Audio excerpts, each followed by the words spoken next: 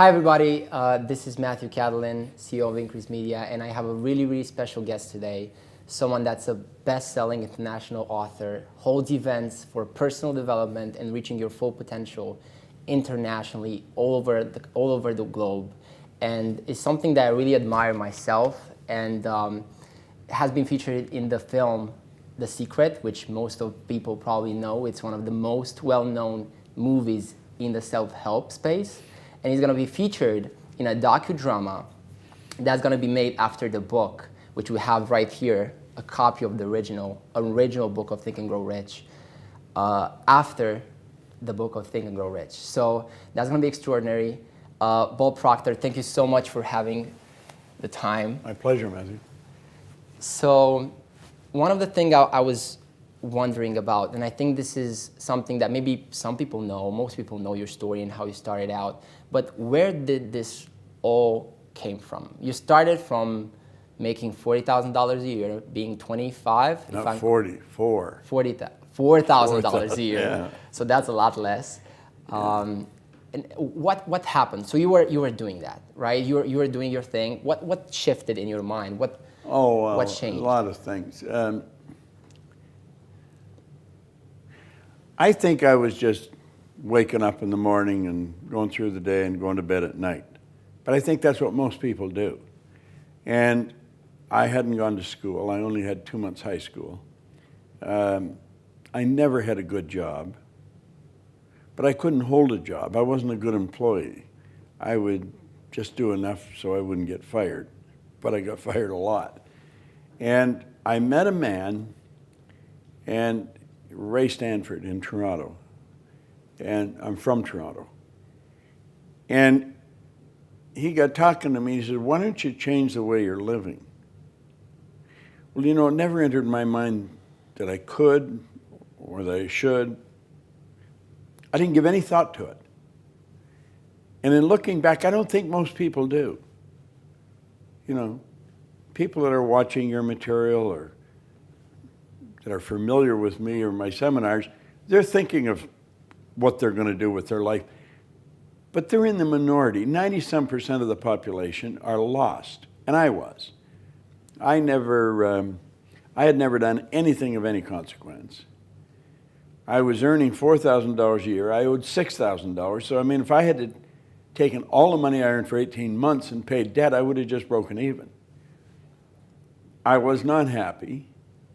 And he said, why don't you change your results? Well, like I said, it never entered my mind that I could. And then he asked me, do you read anything? And I said, no, I can't read. Now, I could read. I didn't. I think I read about as well as most people. The average person reads at about a grade 7 level. And that's because you'll learn to be by the time you're in grade 7, and then you never improve upon it. And he gave me this book. And this is the book that's in Think, that Sean used in Think. And the book has fallen apart. I mean, I've been reading this every day for over 55 years. It was 55 years a couple of weeks ago. And everything in my life started to change. Like he said in here, you've got to decide what you want. Well, that never entered my mind, you know. I would wake up and I just wanted to get the debts off my back. I wanted to get through the day. To think that you could sit down and take a pen and write out what you want and then get it, that was the furthest thing from my mind. I mean, I just didn't, that never entered my mind. But that's what he got me to do. And he talked to me for a while. Well, it ended up, I said I wanted $25,000. I mean, that would be like maybe you saying right now you want $1 billion. I mean, it was so far out of my reach that I didn't even know anyone with $25,000.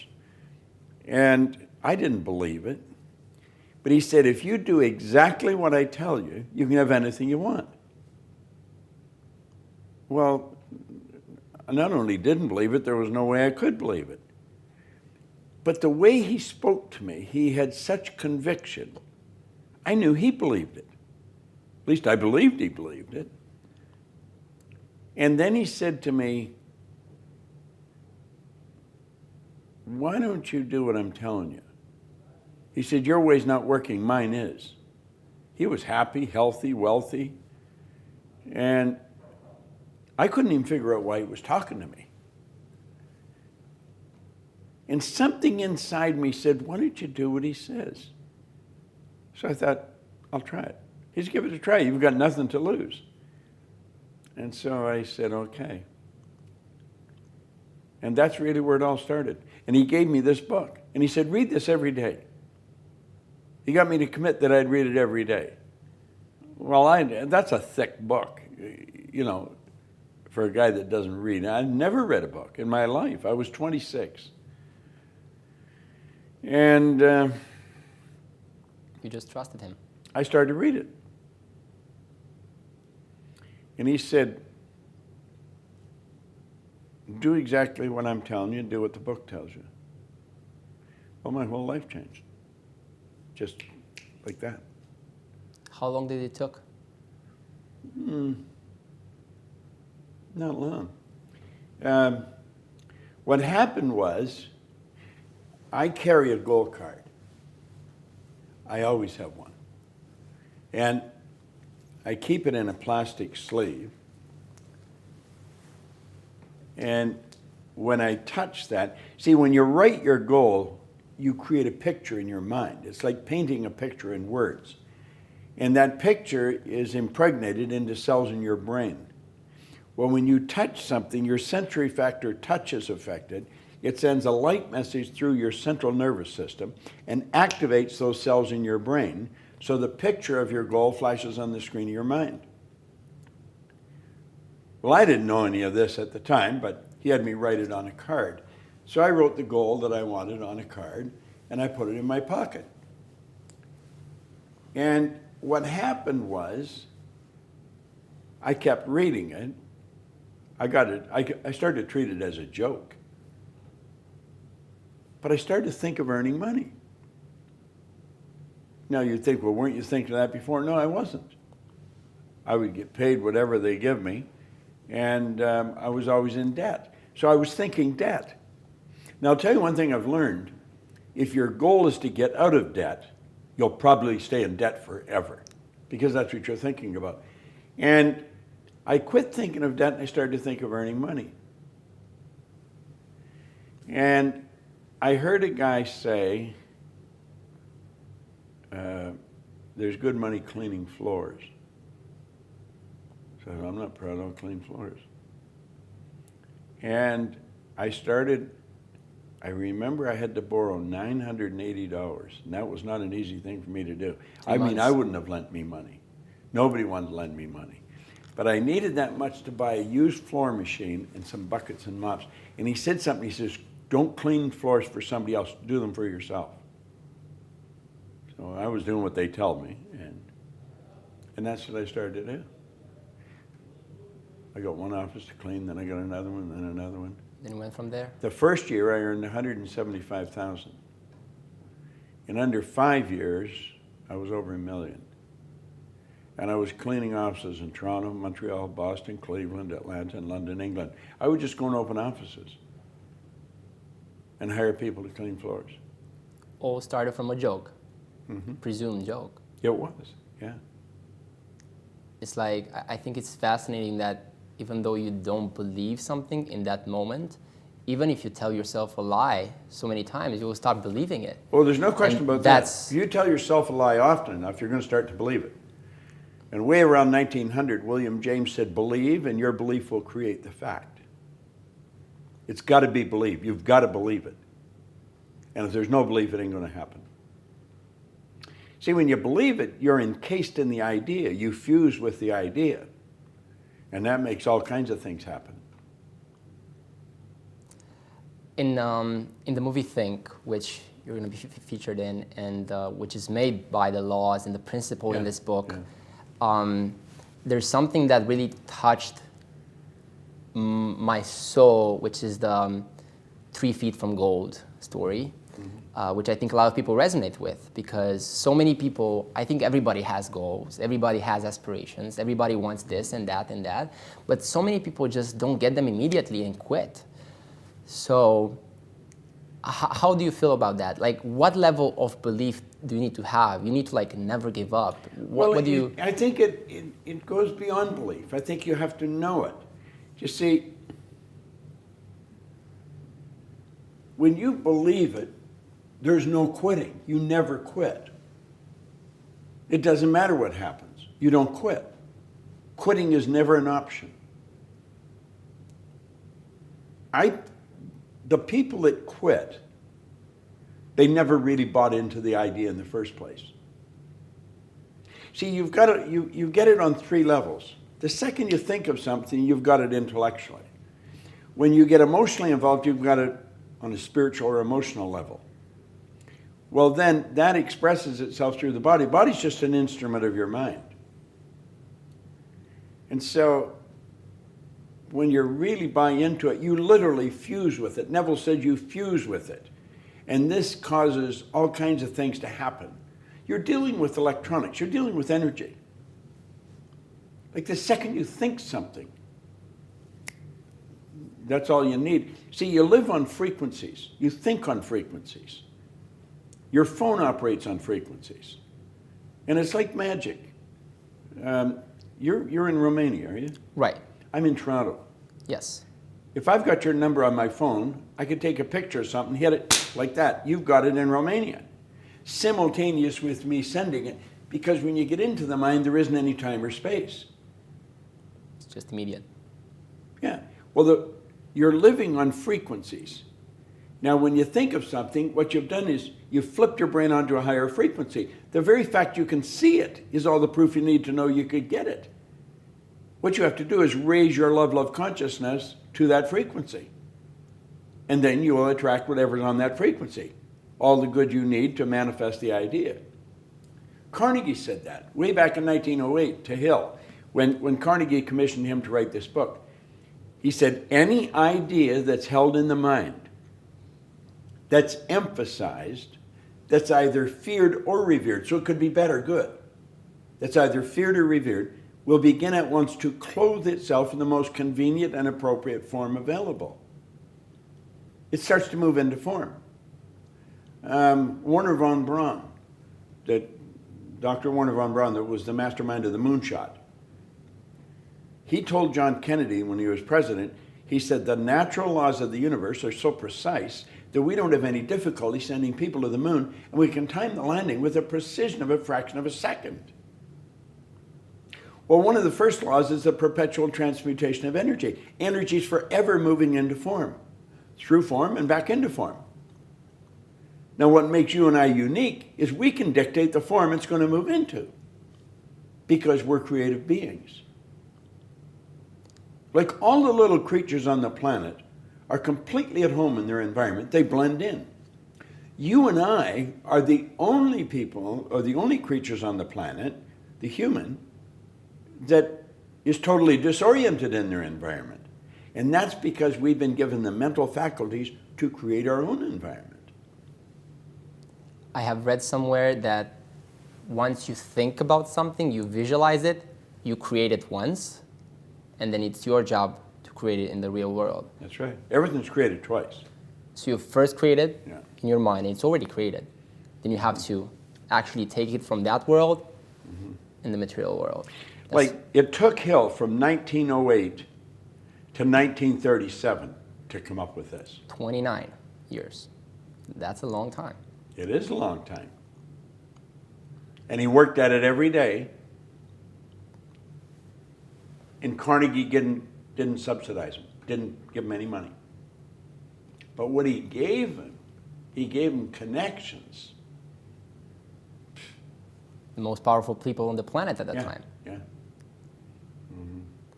So you obviously did all this. You mastered the power of this, and at least you know you have a level of success that most people would wish for. Most people, I think most people, if they would envision the success that you have at the moment, or that most successful people have, they would say, if I would have that, I would not work again. what makes you get up every morning? Going in your age, right, is not the same as being 25, is not the same as being 30. What makes you, what's that purpose, that motivation inside of you that makes you wake up in the morning and work again and just inspire people and create this massive change that's happening, which is Well, the people that would powerful. quit work and retire, they don't even understand who they are. We're not made for work. Work's made for us. Right. What we've got to do is find out what we love. And then you have to do it because you love it. And so age, time, space, nothing to do with it. Your mind is full of the idea. You get up, you wake up, you get up. You've got to get going because you've got places to go and things to do, people to see. Because you're in love with an idea. See, when people quit, like 3 Feet from Gold, they weren't in love with that idea. They were going after the money. It wasn't the idea that motivated them, it was the money that motivated them. And that's why they quit. See, when you're going after what you want, and that's one of the big problems with people when they set goals. They set a goal to do what they think they can do. Well, there's no inspiration in that. It's got to be what you want to do. See, wants come from the essence of who we are. We're spiritual beings. And we are a soul. We don't have a soul, we are a soul. And the soul is forever seeking its awareness of its oneness with that which is, which I call God. Well, spirit's always for expansion and fuller expression. It's never for disintegration. So there's a basic law of the universe. If you're not growing, you're dying. It's create or disintegrate. Nothing stays where it is. We live in an ocean of motion. Entropy. So it's the spirit within. Our spiritual DNA is perfect. There's perfection within every one of us. Well, it's that perfection seeking expression through us. It causes us to want. If you run, you want to run faster. If you jump, you want to jump higher. If you're selling, you want to sell more. Doesn't matter what you're doing, you want to do it better. When people understand where wants come from, that's when their life starts to change, I think. When we're kids, we go to mom or dad and we say, Mom, Dad, I want. And we tell them something, and they're busy doing something. They say, well, how are you going to do that? Well, of course, the kid hasn't got any idea. And because he can't say how he knows, well, so he gives it up. And that's why when people grow up, when they want something, if they don't know how to do it, they let it go. They've been doing it since they were little kids. They were directed to let it go. There's no money. We don't know how to do it. We don't know the right people. So we let it go. So we don't go after what we want. Most people set goals to do what they think they can do. There's no inspiration in it. That's why 90% of them set a target and they quit. They set a target and quit. When you're going after your heart's desire, you don't quit. And then why most people don't get what they want out of life? Is it... Well, they don't know what they want. That's right. You see, I got this, and then I got Earl Nightingale's condensed narration of this on a long playing record. And I'd listen to that record over and over and over again. One day, I was in the business, in the cleaning business. I had salespeople. And I had them listen to this record. Every morning we listened to this record. And one day I said, you know, I'd love to meet him. And I didn't know who Earl Nightingale was. He was a voice on a record. That was it. I didn't even know where he lived. And a young guy that worked with me, he said, no, you wouldn't. He said, if you wanted to meet him, you'd go and meet him. I thought, damn, he's right. So I phoned, and I got an appointment with him. Now, at the time, he was the most listened to man in the history of the broadcasting industry. He was a radio broadcaster. And not an easy guy to get to, but I got to meet with him for an hour. I flew to Chicago, and I spent an hour with him. And when I was leaving, I said, Earl, what's the big deal, you know? I mean, what's it all about? He said, there's no big deal. He said, It's very simple. He says, simply decide what you love to do and then dedicate your life to it. He says, the problem with most people, they don't know what they love to do. They never take the time to sit and ask themselves.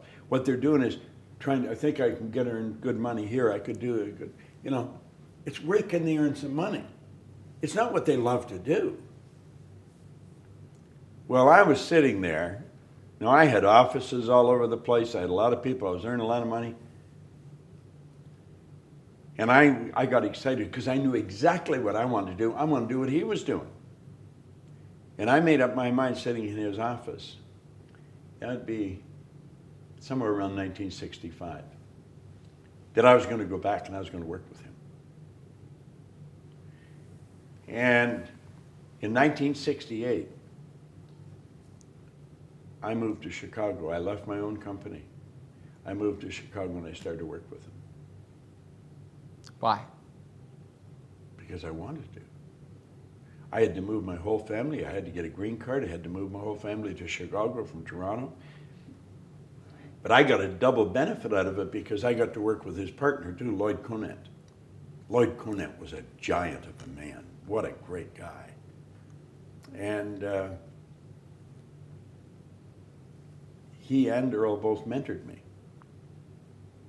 See, any success I've had because I've got great mentors. And I'm a good student. Now, until I was 26, I was a terrible student. When I picked up this book, I became a great student. I've got thousands of books. I have an office at home in my home. It's got a couple of thousand books in it, and then I built a studio, and I've got a couple of thousand books in the studio. And I love reading. But the success that I've enjoyed is because of the mentors or the coaches I've had. I would do exactly what they tell me. And if I coach somebody today and they don't do exactly what I tell them, I don't coach them anymore. Just like that, it's all over. It's not ready. Well, it's not that only that they're not ready, but if I'm going to coach somebody and they're not doing what I tell them, I'm wasting my time and theirs too. Now, if they want to waste their time, that's their prerogative. I'm not going to waste mine. That's powerful. And what happened after? So you went and worked with Earl. After creating your businesses. There was more to it than that. I was living in England, and I was earning all kinds of money. But I didn't know why. I didn't know how it happened. I'd been raised to believe if you're going to earn a lot of money, you're going to be really smart. Well, I didn't think I was really smart. In fact, I knew I wasn't. But I was earning a lot of money. I was raised to believe if you don't go to school, you can't get a good job. I hadn't gone to school. I didn't have a good job. I owned the whole company. So then I started to think, I wonder how many things I believe are not true. Now, I was doing very well, but I didn't know why I was doing very well. I was what you call an unconscious competent. In general, that's where most successful people are. And so I made up my mind I was going to figure out why was I winning. And then I really started to study. And that's what took me to Nightingale Conant. It took me 9.5 years. And when I figured it out, all I wanted to do was teach it. And that's all I do. Yeah. And when you do what you love, isn't it that there's like an infinite amount of energy? Well, you see, you don't get energy. All the energy there ever was or ever will be is omnipresent. It's evenly present in all places at the same time. You don't get energy, you release energy. You're just an instrument that energy flows through.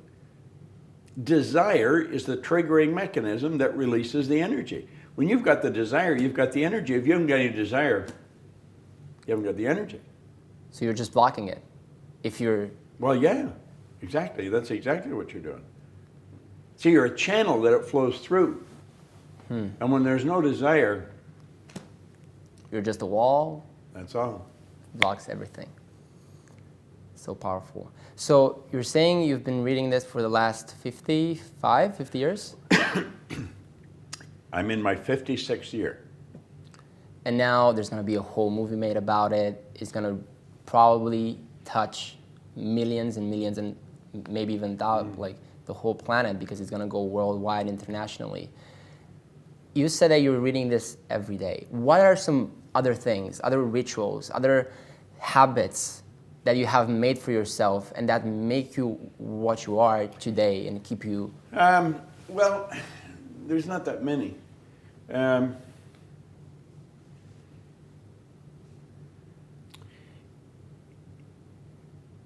If I want to do something, I find somebody that's already done it, and then I do exactly what they tell me. It's a simple rule to follow. I don't read novels. I don't watch movies. I'd watch documentaries or things like that where I can learn. I'm only interested in studying something that can cause me to become more of what I'm capable of being. See, I think we're all hardwired to do something really special with our life. And that's all I want to do. I'm really good at what I do. I could walk by a person in the hall and like that, I could tell them exactly what they're like. I could read their energy like a book. Everything goes on the inside, shows on the outside. See, we're gifted with faculties of the mind that the average person knows nothing about. You have intuition, the will, reason, imagination, perception, memory. That's what separates us from all the rest of forms of life. We go through school and never learn anything about it. Like you'll hear people say they have a bad memory. There's no such thing as a bad memory. Everybody has a perfect memory. It's just weak. They've never developed it. Our imagination. Your imagination is the most magnificent. Hill said it's the most marvelous, miraculous, inconceivably powerful force the world's ever known. I can use my imagination to project myself into the future and bring the future into the present and start living there. You work from the imagination. You don't work to it. You work from it. Backwards from the result. Yeah. Oof. So you're basically saying that because what I see happening, I mean, I meet a lot of people and I see a lot of limitations and a lot of limiting beliefs, as you may call them. And one of them is, oh, these people that are having success, they have something. They're special. They have this or they have that, or they had money, or they had a good family, or they had good environmental factors, or whatever they may say. And what you're basically saying denies all of that. Like, how do you make those people, which is most people, get rid of those limiting things that they have? Oh, I cannot do that. I have a bad memory. Or... No, they're the only one that can do it. Nobody can do it for them. Nobody can do it for you. Nobody can do it for me. You got to do it for yourself. You've got to wake up. You see, all we're ever going to get is awareness. We've already got everything. The only thing we lack is the awareness of what we've got. We're God's highest form of creation. There's nothing on the planet that will equal us. Well, that's all any of us are after. Most people that are teaching don't know what they're teaching. 80% of the people that teach have never done what they're teaching. So true. Oh, yeah. You know. It's, there's very few people who understand this. Very few. Really understand it. I've been in it. I think probably I'm in the business longer than anybody's been in the business that's still living. I think Jim Rohn come in Wonderful guy. almost a year ahead of me. And you only met him once. Jim and I worked, we both got hired to work for a company, the same company at the same event. And so that's when we met each other. Now we knew of each other. I think we respected each other. But we're like thieves in the night. We're always traveling somewhere, going somewhere to do something. Jim knew what he was doing. Most people in this business, I don't think really know what they're doing. There's a few that do, but most don't. Like I think Jack Canfield does. I think Mark Victor does, you know. Jim certainly did. Probably like under 3%. The rest are Yeah. just like just following Yeah. the trend, following what they think they should be, Yeah. not what they really are. So let's just say I'm someone at home watching this, and I have a goal. I want to, maybe I don't want to make $1 billion. I just want to make sustainable income for my family, $120,000 a year. Let me digress for a second, then I'll Yes. come back to your question. You just said something interesting. I don't want $1 billion, I just want... I have worked all over the world. I mean, all Right. over Asia, China, South America, North America, Europe. And I'm always asking people, what do you really want? And I have found most people don't want to be really wealthy. What they do want is they don't want to have any financial concerns. If they want to buy a new suit, they can go and get one. If they want to take a trip, they can take the trip. If they want a new car, they can get the new car. They don't want to just run out and spend or buy. They don't want to have any financial concerns. 2, they want to wake up in the morning excited about how they're going to spend their day. Oof. And the 3rd, they want to mix with people who are upbeat and creatively productive. Those are the 3 things that people really want. So in answer to your question, if somebody's watching, what's the first thing they should do? Well, the first thing they should do is understand why we have goals. Not just to set a goal, because most people don't set goals right. They're operating with a limited level of consciousness, so they're thinking, if I could get a little more money, and if I could get him to help me and her to help me, and this happened, then I could do this. Maybe this is get a new car. What we've got to understand is we're trading our life for our goals. Literally trading our life. Would you trade your life for a car or a house? I don't think so. So it's got to be something really meaningful. And we're not taught to think this way. We should sit down and don't give any thought to where the money's going to come from, where the help's going to come from. It's what do you really want? Like Ed Hillary was a beekeeper in Auckland. That story. He wanted to climb Mount Everest. It had never been done. People died trying to do it. He went in 51 and failed. He went back in 52 and failed. In 1953, he stood on top of the mountain with Tenzing Norgay.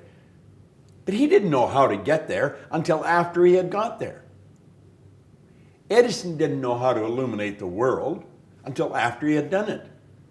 The Wright brothers were bicycle mechanics in Dayton, Ohio. No one believed you could fly. They had been trying it for years. But they saw it. But they wanted to do it. They didn't know how, and they couldn't tell you until after they had done it. Now, the first flight only lasted 12 seconds. And the naysayer said, yeah, but they only were up there for 12 seconds. They said, we not only got up there, we kept the damn thing up there for 12 seconds. So when a person sets a goal, they've got to say, what could I want? If I just let my mind just wander, use my imagination, how do I really want to live? That's what they should be doing. That's where it should start. And then don't listen to anyone that tells them they can't. Go to someone who has done something and ask them, what should I do? And then do exactly what the person tells them. Simple formula. It's not very difficult. If it had been difficult, I wouldn't have figured it out. Then what's stopping people? Ignorance. Ignorance. That's all the problems in the world come from ignorance. That's the purpose of life, to overcome ignorance, develop awareness. The only way to overcome ignorance is through knowledge. And the only way to get the knowledge is to study. Most people, they finish school, close the book, say, that's over, I'm never going to open another book as long as I live. they're screwed. It's all over. So that's powerful. That's really powerful. When I think about achieving anything, I think I've been fortunate enough to have a level of confidence that allows me to just, that unconscious, how you said, unconscious competence. Unconscious, well, see, Yes. here, stop and think of any large company. I don't care, anyone. Right. You can go to the leaders of that company and you can say, who are your stars? I mean the ones that are really making it happen. And they've all got a few. Say, what are they doing that's so different? Why don't you find out what they're doing and teach it to everybody? Oh, well, everybody couldn't do it. Why are they doing it? You know something? The stars don't know why they're stars. And they'll say, well, they're smart. Some of them aren't very smart. Smart's got nothing to do with it. They have shifted their paradigm. They've knocked the wall down and they built an image and they followed the rules. They just didn't know what they were doing. I didn't know what I was doing. I was earning over $1 million a year. I had no idea what the hell I was doing. I'd say I was cleaning offices. That was almost incidental. What I was doing, I was reading this every day. I was listening to the recordings every day. I was reprogramming my subconscious mind. See, you're programmed. Right. Now, I've never met you before, but I'll tell you something about you.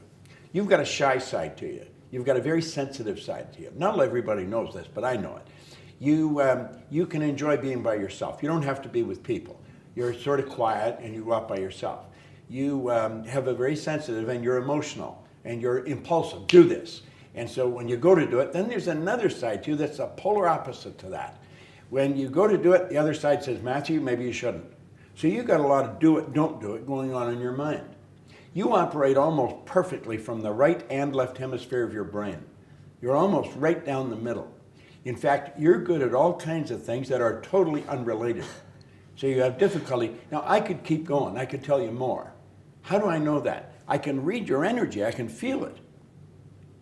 Everything about you tells me that. I don't have to ask you if I'm right. I know I'm right. I know you're a man. I know you're a woman. You'll say, well, God, everybody knows that. No, they don't. Babies don't know. Babies don't know the difference between male and female. The baby has to develop an awareness of the difference in gender.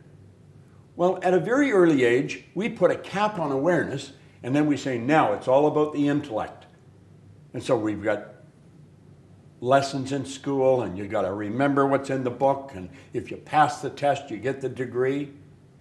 There's all kinds of people walking out of schools with degrees. They're going crazy by degrees, and yet they can't find work. They're broke. You got people that have a doctorate in economics, and they're broke. How could that happen? Because they don't know how to use the information they've gathered. These higher faculties we've got are like magic. In fact, that brings up something in my mind. I work conventions a lot. I haven't done as many lately as I used to. Frequently at a convention, they'll hire a magician, an illusionist sometimes. And if I'm working the same convention, every now and then the magician will want me to be part of the trick. And so I see how these things are done. Well, they may have a box and they have a pretty girl in a bikini or something, put her in the box, and he takes and taps the box a couple of times like that. I jump out of the box. And the people are blown away. They say, how the hell did that happen? Well, if you knew how it happened, it's so obvious. The biggest job for the magician is to know that you don't know what they're doing. They're going to remember that. When you find out what's happening, it's not magic any longer. But when you study your personality and you study life and you study your mental faculties, that's real magic. And abracadabra by itself means what you say becomes. I didn't know that. Yeah, I just found out that, That's interesting. last week. from a magician. He said, See, like, I you learned know why I something. say abracadabra? What I say becomes. And I was like, that's right. That's very good. That's very good. So What is abracadabra? What is it? Aramaic or- abracadabra is when they do the trick. Oh yeah, no, but I mean, what language does it come from? Is the meaning of it. I don't know exactly, but it definitely means, if you search abracadabra on Wikipedia, it says meaning. What you say becomes. Which That's very means your interesting. words create reality. Sure. Which is exactly what we're looking for. So I had so many questions, but I'm not gonna ask any of them. I think this is so interesting, so I want to keep the flow like this. I have a theory, and I want you to really elaborate on it.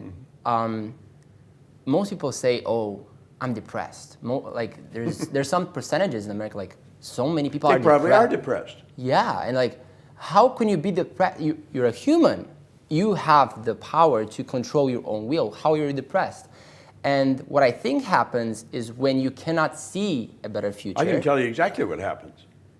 I can tell you exactly what happens. What? I quoted Andrew Carnegie a few minutes ago. He said, any idea that's held in the mind, that's emphasized, that's either feared or revered, begins at once to clothe itself in the most convenient and appropriate form available. Depression it starts out from ignorance, doubt, and worry. I've got a chart, I show it. Doubt and worry is on the negative side of life. Understanding is on the positive side. Right. Doubt and worry comes from ignorance. Understanding comes from knowledge, but you got to study to get it. Doubt and worry are a psychic disease. It's an intellectual exercise. They're using their intellectual factors to build a negative idea, and that's all they see. They take and internalize that, and they get emotionally involved with it. It goes from doubt and worry to fear. They've emotionalized the doubt or worry. Turns into fear. The fear is in the emotional mind, and the emotion must be expressed through the only instrument it can be expressed through, the physical body. So it moves the body into a state we call anxiety. Anxiety is never expressed. Anxiety is suppressed. You don't know The what to have it. suppression turns to depression. They bottle it up inside. They suppressed the fear. It turns into depression. The depression turns into disease. The disease turns into decay. St. Clair Lewis was right. He said, we don't die, we kill ourselves. Now, what is the opposite of all that?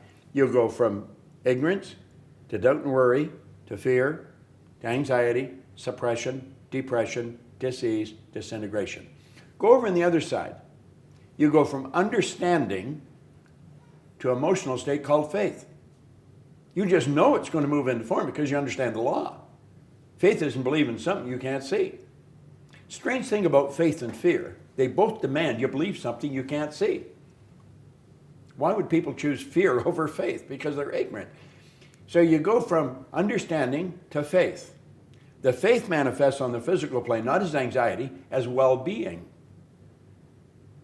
The well-being is not suppressed, it's expressed. And the expression turns to acceleration. You're building energy. And that is because there's no disease, you're at ease. And that turns into creation, not disintegration. It's all a mental trip that they're building. Now they go to the doctor gives them Valium or some kind of drug to cool them out. He gets them numb so they don't know what the hell they're doing. I could show anybody how to overcome depression if they'll do it, but they got to do it. And that's where repetition comes in. I heard a beautiful story about how we're always treating the effect, and now we're not reinforcing the cause and what makes stuff happening. And there was this beautiful story about if you have a cocoon in which inside there's an animal that wants to get out of it, right? What people do is like, oh, this thing, it's hurting, it's trying to get out, give him Valium, basically what we're doing with humans. So if you would do that, you would not only hurt the living thing, but you will also stop the growing process. Yeah. So I think you probably have a better version of this, but so many people look at adversity Like it's, oh, adversity, go away, repression, fear, all this stuff. When it's something good, makes you grow, makes you become someone better. Well, like he says, in every adversity has within it the key to something great. Problems are nothing but opportunities. You just got to look at it, figure, I'm going to figure this out, you know. They're not bad things, they're good things. See, pardon me, we're conditioned, first of all. If you stop and think, where'd we come from? There's a little particle of energy from mom, a little particle of energy from dad. That's the moment of conception. And then an attractive force is set up. All of mom's DNA and all of dad's DNA, all their belief is locked up in those cells. All their conditioning. 280 days later, you make your debut on the planet. You're born. Then, and your subconscious mind is wide open, it's like that glass. You can put anything in there you want. The subconscious has no ability to reject. It is amoral, it is totally deductive. It can only accept, it cannot reject. So then the baby is surrounded by the people that's in that environment. If you took a baby out of Serbia, somewhere here just outside of Belgrade, Sure. and you take that baby to the suburbs of Beijing, or maybe New York, that baby will grow up fluent in Chinese or English and have no knowledge of the Serbian language. And yet it was born to Serbian parents. The environment It's what creates. has a greater influence than genetics. However, you look like your relatives because of the genetic conditioning, and then on top of that, you've got the environmental conditioning. Well, all that conditioning is repetition in your subconscious mind. It forms something we call a paradigm. A paradigm is nothing but a mass of habits or a mass of ideas that express themselves automatically without any conscious thought. And that paradigm keeps us going. It's in our subconscious mind. We gather information in our conscious mind, but it's the subconscious that moves the body. And if we don't change that paradigm, nothing happens. That's what I did when I got into this book. It was the repetition of information that was totally foreign to me. It was totally foreign to anything I had ever heard. And as I started to listen to it on recordings, I couldn't stop listening to the record. I had never heard anybody talk like that. I thought, wow, anybody can have anything they want. What if that's true? Well, I found out it was true. That's the way we live. And I think, I mean, the reason I'm doing this interview in the first place is because the people that are ignorant and that they say, oh, that couldn't be done, or it's not possible for me, or he's special, or I cannot do it. Like, how can you see Bob Proctor right now on video, see where he was, what he did, and where he's at right now, and still not be moved by it? I think that's the power of it. You know, when I was given this book, you would never have hired me to do anything. I was losing. Right. On the 14th of this month, I'm being recognized in Carnegie Hall in New York. Congratulations. Well, but there's such a difference in the two situations. So totally different. You think, how does that happen? It's in here. You say you're putting this on YouTube or Facebook or something? If a person will watch this every day, the whole thing, not just a little bit of it, not just the little part that really got them interested, but if they got up an hour early every morning and watched this every morning, and they did that for an entire year, I guarantee you they would double their income. And I don't even care what they're earning. I could show anyone how to turn their annual income to a monthly income. I can show anyone how to become a millionaire. But they got to do exactly what I'm telling them.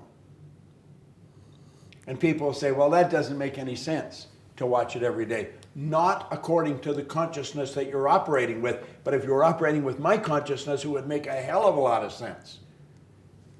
I get up 5:15 every morning. and I study.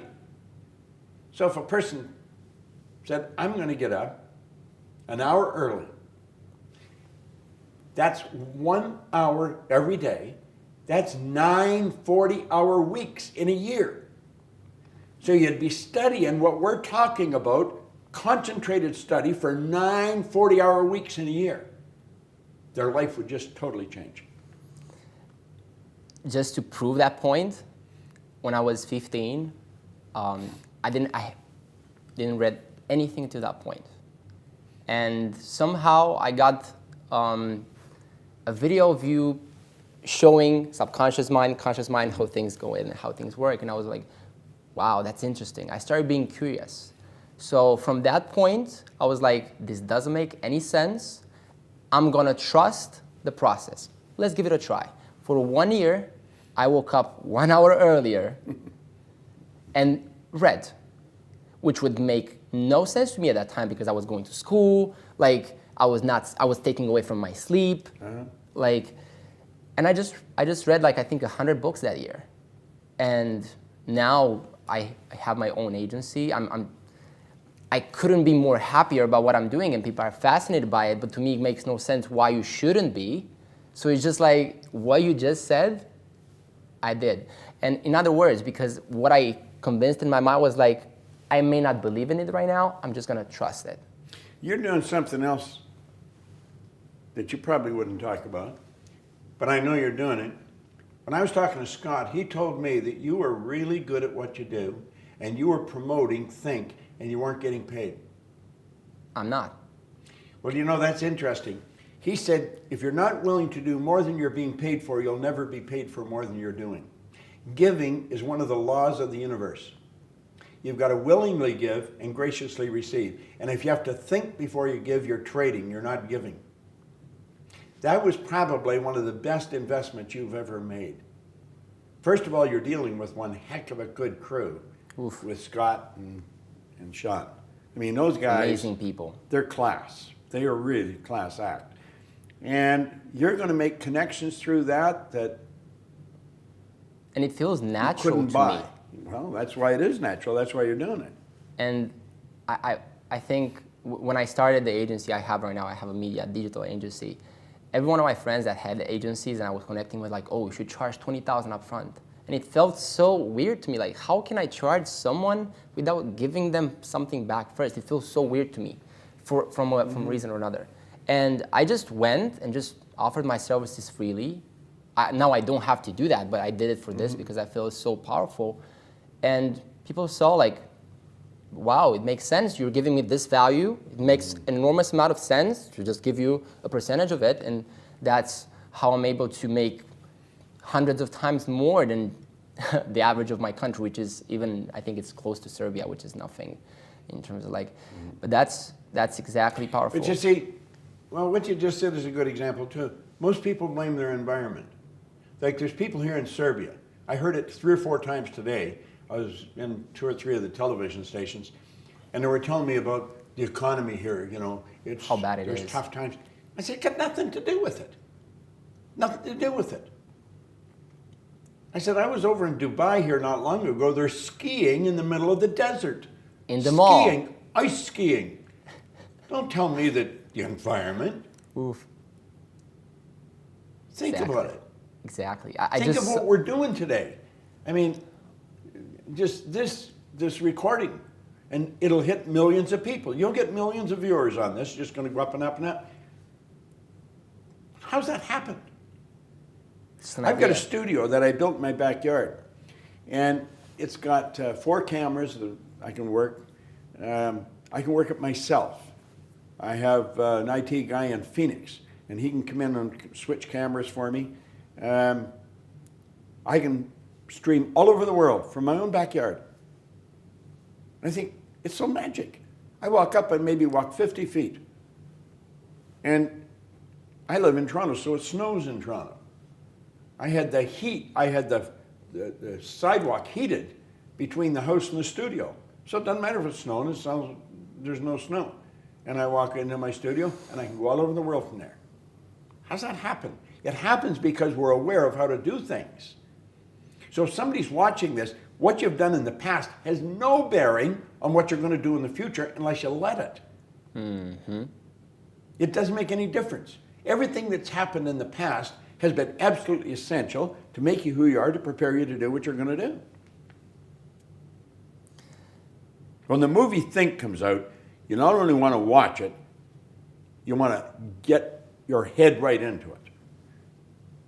Watch it 1,000 times. Because now there's no excuse. People say, I don't want to read. Okay, here's the movie. What's your excuse now?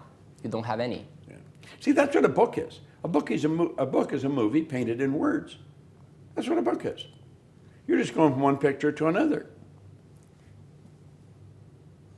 So definitely, the movie's probably going to come out 3-4 months from now, which is starting 2017, and it's definitely for anybody watching this. Is like, if you cannot read a book for whatever reason, which you definitely should, like that movie is like this picture. Gold, yeah. They're doing a real top job on it. Yeah. It's amazing. Like I'm Scott's really, a phenomenal director. The whole crew is just, the energy there is so incredible. Yeah. It's impossible I for loved something working on that with them. Jeez, I just loved it. Yes. That's the reason I'm in it too. It's so fascinating to me to see that energy coming together. Like, that's going to be huge. And it can impact so many people. So I'm really excited about that. Last few questions. This is like kind of the 3 questions I have for everyone I'm interviewing. And it may apply to you, may not, but let's just ask them. If you were right now to be standing in front of your 20-year-old self, let's just say I'm you, 20 years old, and you're now you right now with the mind you have, what would you say to yourself in a few sentences? So you don't have an hour, you just have like 2-3 minutes. What would you say to yourself? What's the piece of advice? With what I know now? Yes. I would get into network marketing. I've never been in it, but I do a lot of work around it. I think it's one of the most phenomenal areas for a young person to get in and build a great organization. They don't have to have any money, but they've really got to apply themselves. They say only 2 or 3% win in network marketing. Well, that's true in every industry. But there's the opportunity to build a great organization with no money. And you can help a lot of people. And that will make you do anything else. That's what it's all about. Like, you're helping millions of people with this. Our company made a commitment. We're building schools in Africa. We build a new school every week and a half. Our company does. Amazing. Our goal is to build one every week. And then every day. We're at a week and a half right now. And like you're doing that, like so many amazing people are just doing the same things, and it makes no sense to the ordinary person. Like, why would you give your money to build schools for people when Tony Robbins is feeding 30 million people, when you are building schools every week? You see, if I were 20 again and know what I know now, I would get into something where I could grow, where I could serve other people and earn profit doing it. You've got to earn money. Profit is the first order of business. If you're not earning profit, you're on your way out of business. But that's not the purpose of any human organization. The purpose of all human organizations is to make life more meaningful. So you got to earn a profit to keep the company growing. But the purpose is to make life more meaningful. If we take all the people out of this building, you don't have a hotel any longer. You've just got a building full of stuff. The hotel is the people, the employees. That's what I would do. Powerful. Okay. This one is I always get fascinating answers on. Do you have any regrets for your life? No, absolutely not. I'll tell you, I probably would have said yes 15, 20 years ago. Then what happened? I was watching Johnny Carson's show, The Late Show, and Johnny Carson wasn't there. George Carlin, the comedian, was sitting in for him. And they're both dead now. Vincent Price, a movie actor, was a guest. He's gone too. But Vincent Price had just shot a pilot. And of course they told the public on television it's a new series. Well, it wasn't a new series at all. They were hoping it would turn into a new series. They shot a pilot, and if they got good ratings, then they'd shoot a dozen more of them. Right. And so after they went through the small talk, Carlin says to him, well, tell me, Vincent, tell me about your new series. And Vincent says, oh, I think everybody's going to love it. He said, it's about a train, and it's like a magic train. You can buy a ticket to go back in your life. I would pay for that. Any point you want to start over. And he said, when you get there, I'm the conductor on the train. I stop the train, I let you off. And he said, I think everybody'd like to go back and start over at some point. Don't you think so? I thought, yeah, I could think of a couple of things where I could have started over. And George Carlin said, no, I don't think so. He said, if I went back and changed anything that had happened in my life, I wouldn't be me. And I like me. I thought, God, what a perfect answer. No regrets. Everything that happened was necessary to make me who I am, to prepare me to do what I'm going to do. And you see, the crazy part about it, none of us know what we're going to do. We think we know. Right. We got a track, but things happen.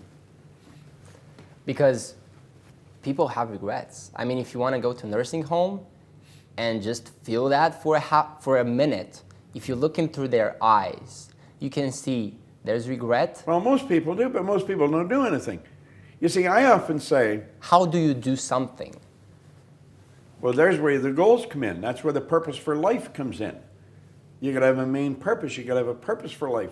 And you've got to have meaningful goals. They've got to be meaningful. You're trading your life for it. Like I often say in a seminar, I want you to imagine you're at the end of the road. And you know you're at the end of the road. Your body's so weak, they've got you tied in a wheelchair. Or they've got you in a crib bed so you don't fall, kill yourself. Right. Just imagine, all you can do is relive your life. I want you to imagine you're there and you go back and think, God, I wonder if we had moved there, what would have happened? If we had started that company, remember we were going to sell the house and start that company. If we had done this, I wonder what would have happened. And then, God, if I could only do it over again. I said, wouldn't that be terrible? Spend the last days of your life like that? Wouldn't it be better if you look back and say, wow, what a trip. God, I remember we did that. Remember we blew our brains out on that. We lost everything we had. But you know, when you lose it big enough, it can be exhilarating. And then we did this. And what you're doing is laying there and you're reliving your whole life. And that's the goal. Got to have the goal. With that being said, if there's something you can do right now is get the book, stay updated. When the movie goes up and it goes live, watch it.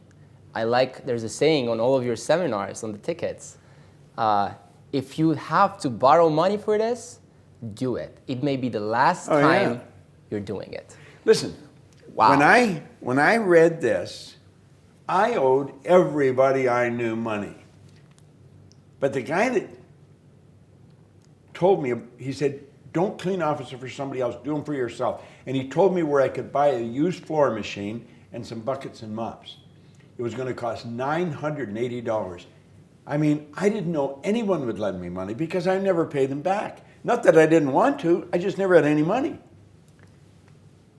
Well, I searched and searched and searched, and I found a guy that lent me $1,000. So when somebody tells me they can't borrow money, I know that they haven't tried. I think anybody can borrow $1,000 somewhere.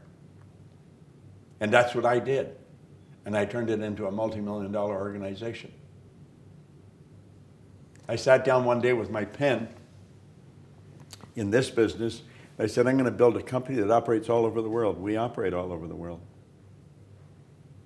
So if you have to borrow money, borrow the money. But get into the business. Actually do it. And anybody wants my book, you can get the Born Rich book, you can go, we give it away. If you go on our site, go to bobproctor.com or proctorgallagher.com. Download some of the stuff. We give a lot of good stuff away. Yeah. And start listening to it.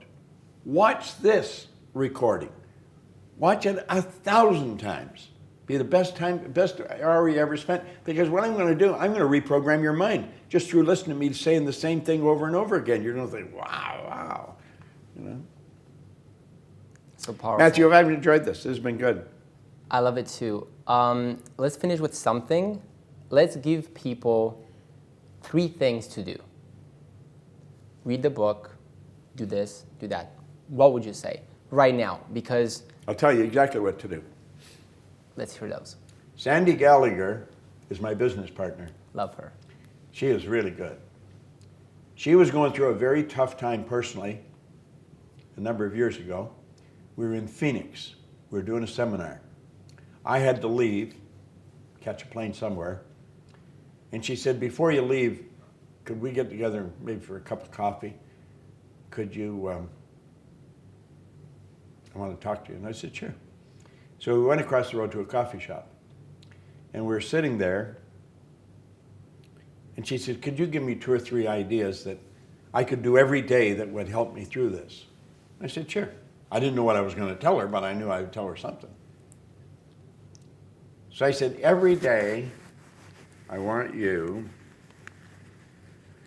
to take a pen and write down, every morning, write down 10 things you're grateful for. But you've really got to be grateful. You've got to feel it. You're really grateful. Then I want you to send love to 3 people that are bothering you. If they're bothering you, you don't like them. They've got nothing to do with it. You're thinking bad thoughts about them. You're putting yourself in a bad vibration. Send love to 3 people that bother you. And then take 5 minutes and be quiet. Just be perfectly quiet and ask for guidance for the day. Everybody in our company does that every day. She started to do it like that, everything changed.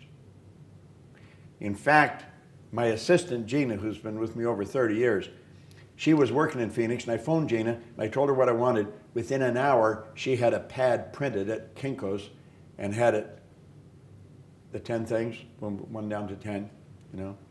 Send love to 3 people who bother you, be quiet for 5 minutes. Sandy was going to Hawaii with her sister and her mother the next day. She got pads made for both of them, and every morning they started to do that. It changed every one of their lives. We give that out now in a lot of our seminars, and we train the audience to do it. Start every morning, write 10 things that you're grateful for. Send love to 3 people that bother you. Be quiet for 5 minutes and ask for guidance for the day. It's a winning formula. Thank you so much, Bob. It's been an incredible experience. My pleasure. Thank you so much for taking I your want to time. congratulate your crew. You got a good crew here. Amazing crew, amazing people. And for the people that are watching this, just take that advice. Just trust it. Just trust the process. Give it a year. Give it 3 months. Give it 6 months. And then see what happens. This has been Matthew. Pleasure to have Bob Proctor. Just before, I want you to come here a little closer. Come here. I want you to take one of these things in your hand right now. And I want you to write down what you really want. Doesn't matter how you're going to get it. Write down what you really want. You'll be glad you did. Thank you so much. Let's get a round of applause. I feel this.